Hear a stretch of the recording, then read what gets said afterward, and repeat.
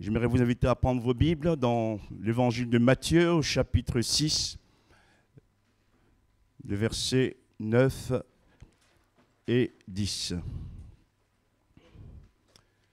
Évangile de Matthieu, le chapitre 6, nous lirons le verset 9 et le verset 10. Le thème de ce matin, Dieu, notre Père. Le premier chant qu'on a chanté disait « Abba Père ». Dieu est notre papa, Dieu est notre Père. Nous lisons, voici donc comment vous devez prier. Notre Père, qui es aux cieux, que ton nom soit sanctifié, que ton règne vienne, que ta volonté soit faite sur la terre comme au ciel. Amen. Je fais exprès de dire que cette première partie de la prière qu'on appelle notre Père, parce que j'aimerais ce matin mettre l'accent sur Dieu lui-même. Avant de lui demander, donne-nous notre pain de ce jour, des choses qui nous concernent, il est d'abord bien de lui donner à lui toute la gloire et de savoir qui il est pour nous, qui il est pour nous. Dieu est appelé ici Père ou Abba. Même si nous le savons, il est bien de nous le rappeler que nous avons Dieu comme Sauveur, comme Seigneur, mais Dieu est aussi notre Père. Amen. Le Père qui veut le bien de ses enfants, le Père qui prend soin de ses enfants, et le Père qui connaît l'avenir de ses enfants. Je disais il y a quelques jours qu'on n'a pas besoin en tant que chrétien de consulter les médiums, les voyants, les spirites et tout autre, ou même lire l'horoscope pour connaître notre avenir. Notre avenir est dans la main de Dieu. Et c'est le plus important. Et mon avenir dans la main de celui qui est mon Père. C'est important de le savoir. Parce que Dieu est notre Père, il saura donner à chacun ce dont nous avons besoin. Seigneur, merci. Merci de ne pas être que le Dieu rigoureux, mais aussi le Dieu compatissant, le Dieu Papa. Amen. Dans Marc chapitre 14, verset 36, il est dit que notre Père, Dieu,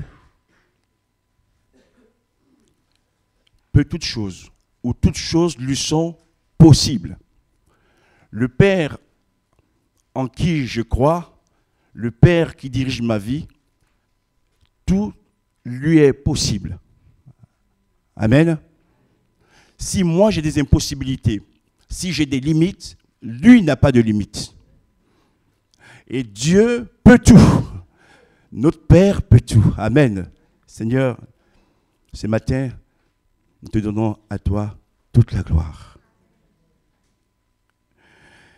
Dieu est un Père d'amour.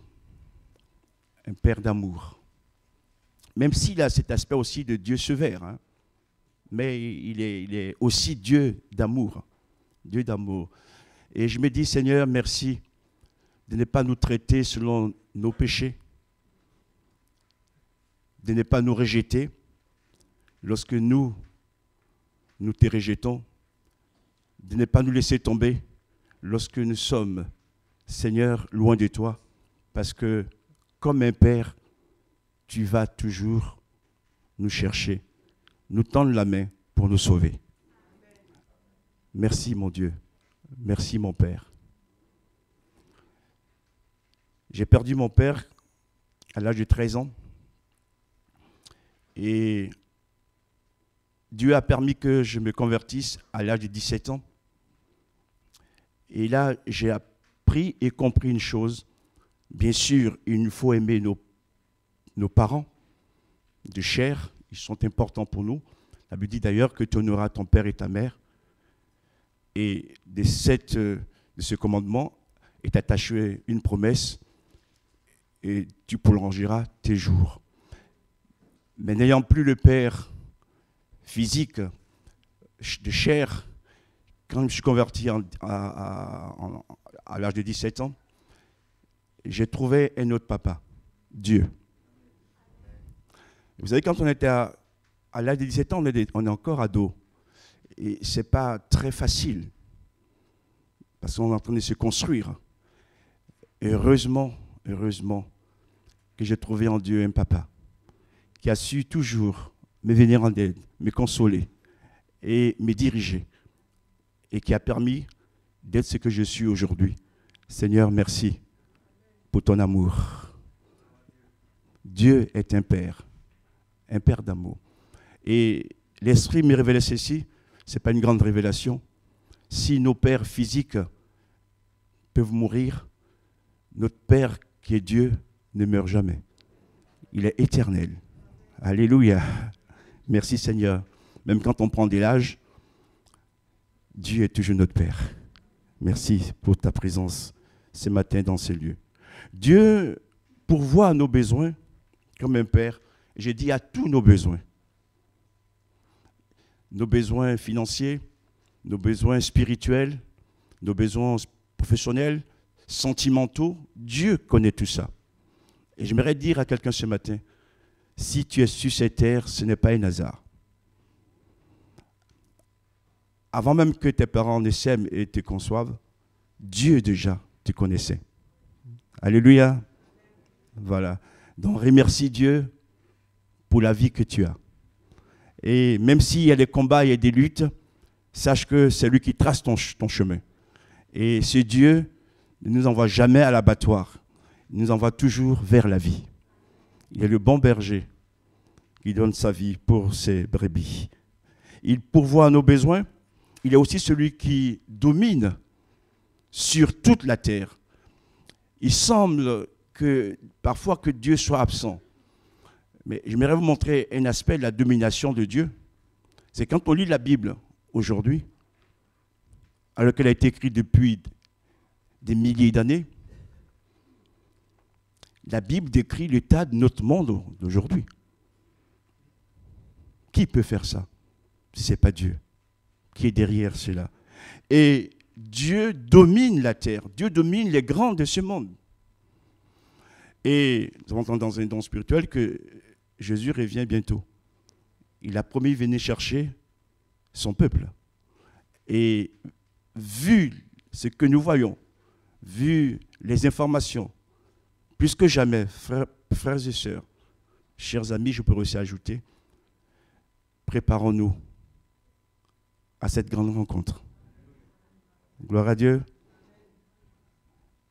Et ne ratons pas surtout, Seigneur, pardonne-moi l'expression, ce vol ou cet envol.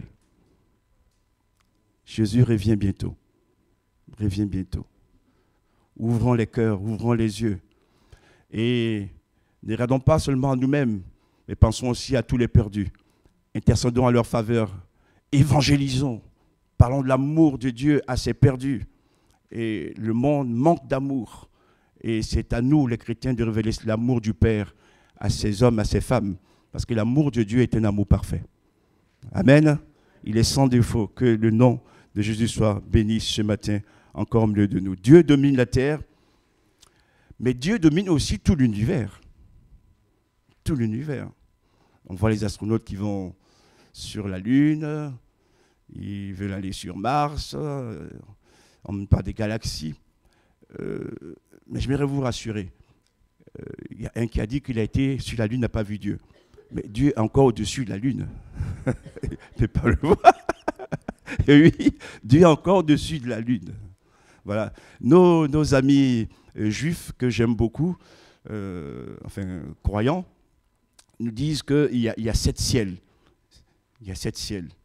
Et j'aimerais dire que les astronautes sont au premier ciel. Ils ont encore du voyage à faire. Hein. Voilà. Et ce 7e ciel qui est parfait, où il y a le bonheur total, un jour, nous irons là-haut. Il n'y aura plus de péché, plus de maladie, plus de souffrance. Alléluia. On n'a même plus besoin de la lune ni du soleil pour éclairer. Dieu lui-même sera notre lumière. Merci, mon Dieu, pour tant de grâce et de bonté. Il y a en lui quelque chose, en Dieu, ce Père, d'inaccessible. Dieu est inaccessible dans ses attributs. Il est omniscient, omnipotent, omniprésent.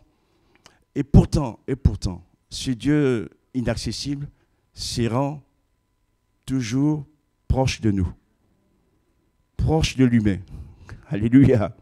Il est transcendant, mais il est en même temps aussi le Dieu immanent, le Dieu qui est présent au milieu de nous, dans ce lieu. Mais j'aimerais dire ceci encore, que ceux qui ont donné leur vie à Jésus, qui croient en son nom, l'Esprit de Dieu habite en eux. Dieu vit en nous. Dieu est en nous. Amen. Seigneur, merci d'avoir accepté de réduire ta grandeur et de venir habiter dans ce monde comme un homme. Et également d'habiter en nous par ton Esprit Saint. Que toute la gloire t'en soit rendue. Merci Jésus. Premier point de ce message, que ton nom soit sanctifié. Je me dis, des fois, on récite trop vite le Notre Père. Trop vite. C'est la prière la plus récitée dans le monde. Même à ce niveau, on a battu les musulmans. Que j'aime aussi. On a battu toutes les autres religions. Le Notre Père est récité presque dans toutes les langues.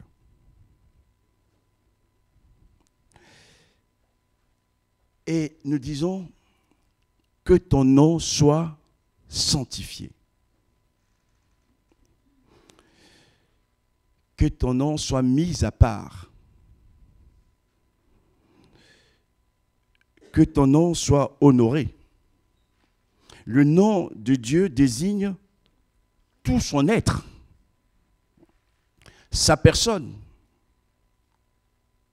son essence et également ses attributs. Donc quand on parle du nom de Dieu, on parle du Créateur de ce monde, de l'univers. Et je crois qu'on doit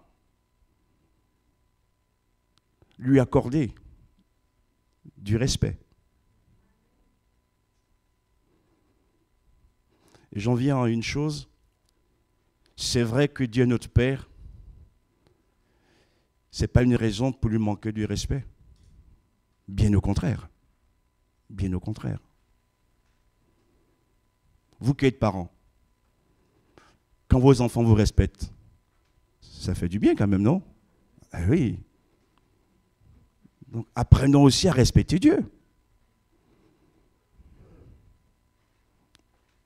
Et nous devons honorer son nom. Et sanctifier son nom, c'est l'honorer, c'est le respecter, c'est lui rendre la gloire qui lui est due. Et ce premier dimanche de l'année 2022, nous sommes aussi venus pour l'adorer, pour l'honorer. Je suis heureux d'avoir Dieu comme Père, car ce Père est un Père aimant, un Père compatissant, mais un Père qui surtout peut tout. Amen. Ce que je ne peux pas faire, lui peut le faire. Ce que je n'ai pas, lui peut me le donner. Gloire à Dieu, que ce matin, frères et sœurs, nous ayons aussi cette crainte de Dieu, pas la peur, mais de respecter son nom, de respecter sa maison, de respecter sa parole. Et sanctifier également le nom de Dieu, c'est obéir à sa parole. Ce n'est pas que des mots.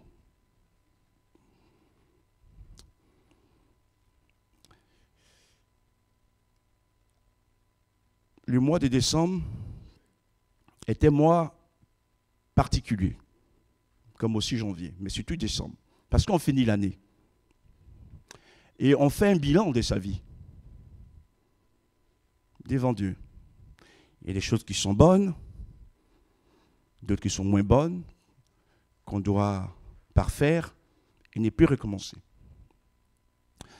J'ai été interpellé par l'Esprit qu'il est bon pour chacun de nous. Je parle aux croyants que nous sommes. Avant de passer l'année 2021, passant 2022, nous avons des choses à faire, mais entre autres, une chose importante, c'est de pardonner. C'est de nous pardonner les uns les autres. C'est d'accorder le pardon. C'est aussi d'accepter le pardon de l'autre. Parce que nous voulons que l'année commence sous la bénédiction de Dieu. Donc ne laissons pas des choses venir entacher cette bénédiction. Et le manque de pardon est grave. Lui, il nous a pardonné alors qu'on était encore des pécheurs. Apprenons aussi à nous pardonner. Gloire à Dieu pour demeurer des fils et des filles de Dieu. Merci Seigneur. Oui, nous devons aussi obéir à ses commandements. Pas ceux qui nous font plaisir, mais à tous ses commandements. Et nous devons aussi être reconnaissants à son égard et également reconnaître son autorité. Le Père qu'il est a de l'autorité. Il a autorité sur nos vies, il a autorité dans l'Église, et il a autorité également dans le monde.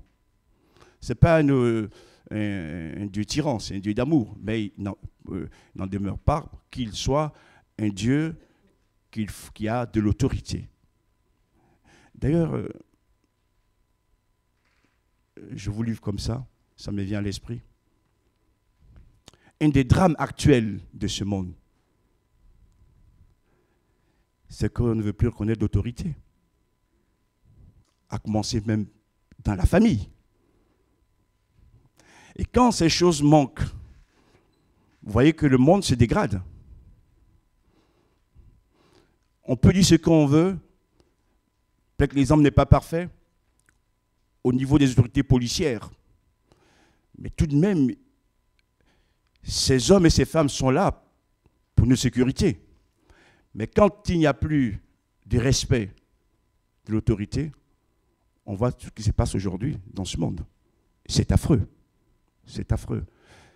Et je pense à Adam et Ève. Quand Dieu les a créés, ils étaient parfaits, sans péché. Ils ne connaissaient que le bien.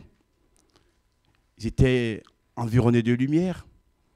Mais Dieu leur a mis aussi une certaine limite. Et cette limite, ils ne l'ont pas acceptée. Ils ont préféré écouter la voix du serpent. Ils ont voulu aller au-delà du limite. Et ce fut la chute. Donc, je me résume. Le bonheur selon Dieu, le vrai bonheur que Dieu donne, c'est un bonheur qui est toujours encadré par Dieu lui-même. Et si on respecte cela, alors on entre aussi dans la vie. Et je livre peut-être une pensée à quelques-uns. Si tu n'es pas soumis à l'autorité de Dieu,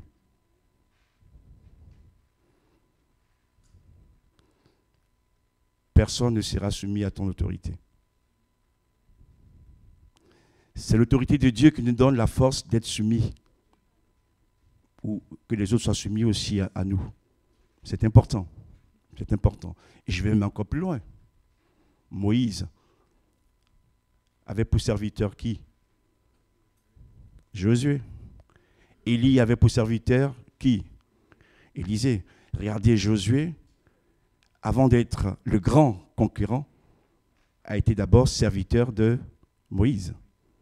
Et Élisée aussi, il a fait des miracles importants avant d'être ce grand prophète, était serviteur d'Élie.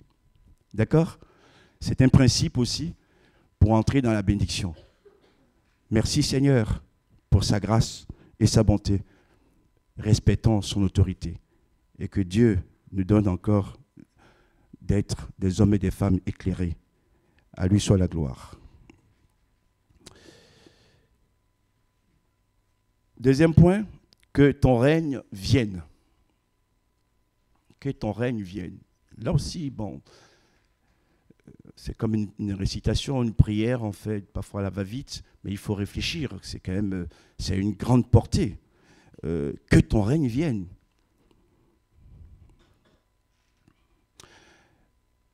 J'aurais posé cette question.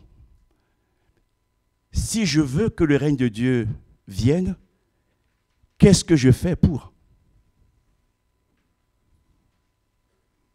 Parce que Dieu ne viendra pas comme ça. C'est une prière. Donc il faut que je sois aussi un instrument de ses mains qui prépare son règne.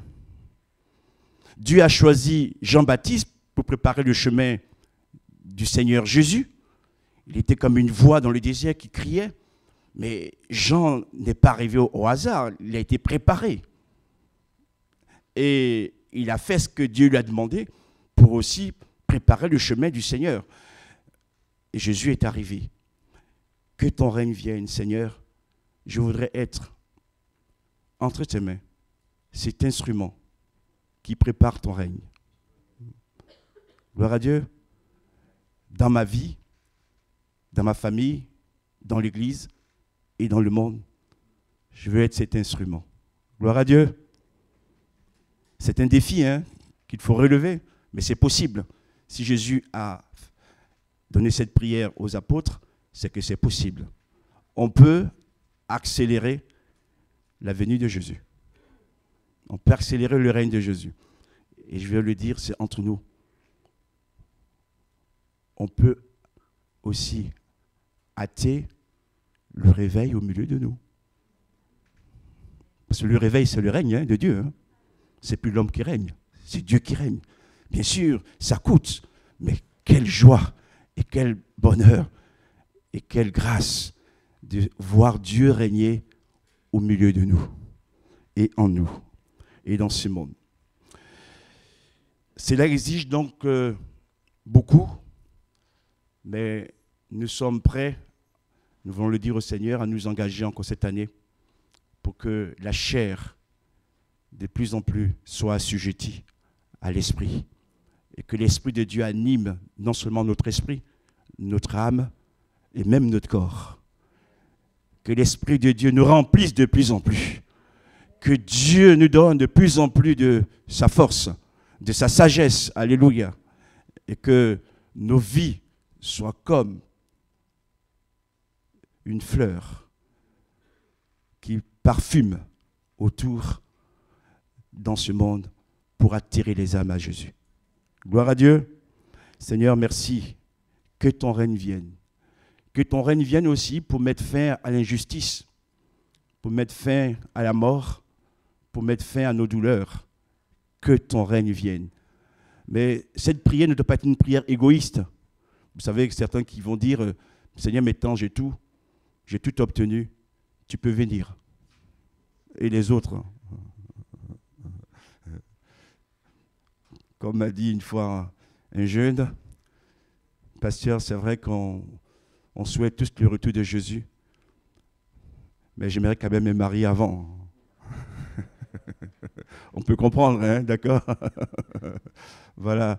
Ou l'autre qui dira, Seigneur, je suis en ce moment pauvre, attends que je sois d'abord riche, et tu pourras venir. On pourrait dire des choses, mais ce n'est pas nous qui décidons. Dieu vient quand il veut, comme il veut. À lui soit la gloire. Merci, Seigneur, de nous aimer. Tu es pour nous un Père. Troisième point, que ta volonté soit faite sur la terre comme au ciel, comme elle l'est dans le ciel. Waouh, waouh, waouh, waouh, waouh. Il y a des prières qui sont difficiles à exprimer. Si je dis que ta volonté soit faite sur la terre, mais ça commence par moi d'abord. Est-ce que je fais la volonté de Dieu moi-même avant d'exiger des autres? Parce que je vis sur la terre. Pour que la volonté de Dieu soit faite sur toute la terre, ça doit commencer par moi. Est-ce que vous me comprenez? Tu ne peux pas ne pas faire la volonté de Dieu et réussir cette prière. Il y a un problème. Donc, avant de le dire, réalisons quand même que nous nous engageons aussi, puisque nos paroles nous engagent. Que ta volonté soit faite sur la terre. Et je veux être le premier, Seigneur, à commencer à obéir à ta volonté. Amen. Et si chacun s'y engage, donc Dieu pourra alors accomplir sa volonté sur la terre. Mais cette prière nous amène plus loin encore. Dieu n'est pas celui qui règne que sur terre, mais aussi dans le ciel. Dans les ciels, il y a les anges, les êtres spirituels. Mais même là-bas encore, Dieu règne. Dieu règne. Nous voulons que sa volonté règne sur la terre, mais nous voulons aussi qu'elle règne dans le ciel. Amen. Et vous savez que ce que nous demandons sur terre, nos prières, elles montent au ciel. Il y a des situations des personnes malades pour lesquelles nous avons prié, Dieu a guéri, même des gens mourants.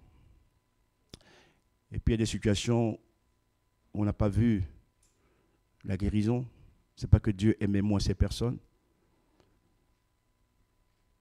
Dieu n'a fait qu'accomplir sa volonté. Simplement. Est-ce qu'on est prêt aussi à l'accepter? Je vous raconte cette histoire. C'est dans un pays, un jeune qui s'était converti, qui aimait vraiment profondément le Seigneur, puis qui est tombé gravement malade.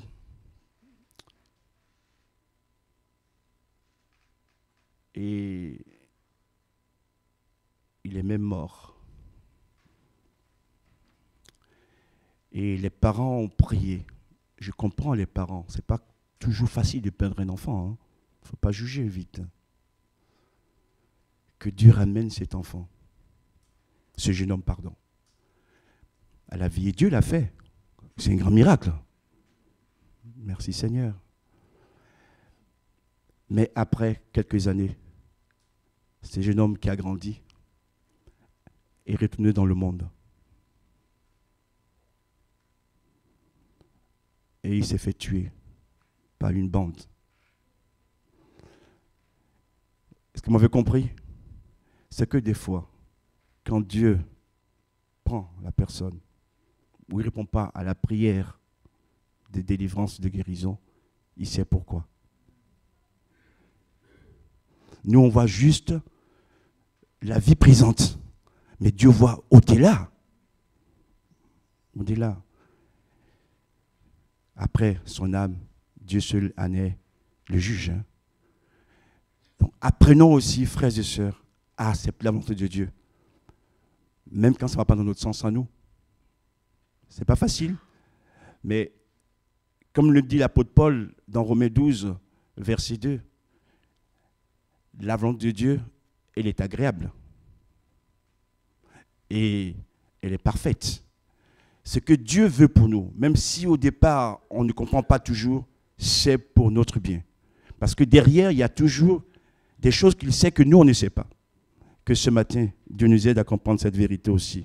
Oui, mon Dieu, que ta volonté soit faite durant cette année 2022 pour ma vie, pour ma famille, pour mon église, pour mon pays, pour mes amis.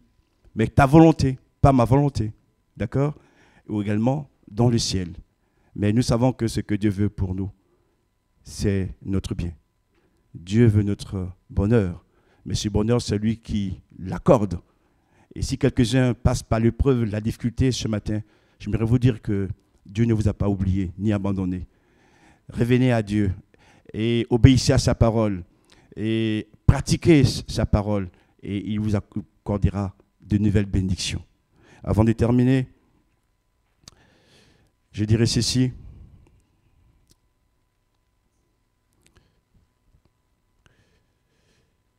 Il faut venir devant Dieu avec de bonnes dispositions, de cœur. C'est important ça aussi. Parce que la prière que Dieu exauce, ce n'est pas que les mots, hein. C'est aussi l'attitude. C'est ce qu'on est aussi. Tout cela, il faut qu'on ait une bonne disposition de cœur quand on vient vers Dieu, même quand nous allons vers nos frères et sœurs également.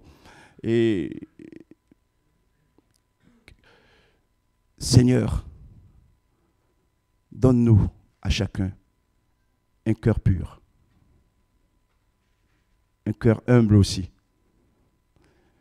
qu'on accepte tes corrections, qu'on accepte ton plan dans nos vies, et que Seigneur, dans la foi, nous saisissons la victoire en ton nom. Amen. Que ta volonté soit faite, c'est aussi aimer la vérité. Je vous ai parlé de Dieu d'amour, de Dieu de grâce, de compassion. Mais ce Dieu est également aussi un Dieu de vérité. Et c'est lui qui a créé les hommes, c'est vrai. Mais un jour viendra où cette terre sera jugée. Où tous ces grands de ce monde seront jugés. Parce que Dieu est vrai aussi. Il y a l'amour, mais il y a aussi la vérité. Et la vérité, c'est que ce monde dans lequel nous sommes n'est qu'un monde visible, un monde passager. Et nous ne nous laissons pas tromper par ces choses que nous voyons, car il y a un autre monde qui est invisible et qui est beaucoup plus important et plus grand. Et Seigneur, cette nouvelle année, nous voulons être de plus en plus sensibles aux choses du monde invisible. Amen. Seigneur, bénis ton peuple. Papa, merci pour ce que tu as fait, ce que tu feras. Papa, merci pour ce que tu es. Et parce que tu ne changes jamais, même si les années changent, toi tu demeures toujours le même. Et nous plaçons en toi toute notre foi ce matin. À ton nom soit toute la gloire. Amen.